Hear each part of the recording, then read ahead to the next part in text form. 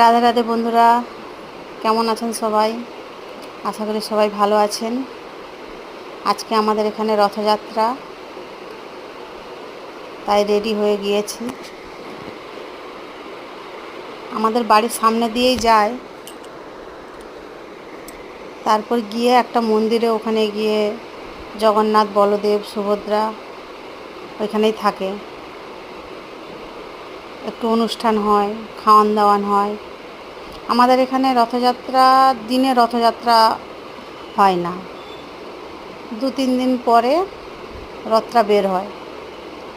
এই যে এখানে বাজনা হচ্ছে, পিছনে অনেকে সবাই নৃত্য করতেছে। তার পিছনে রথটা আছে, যেখানে জগন্নাথ, বলদেব, সুভদ্রা বসে আছেন। আর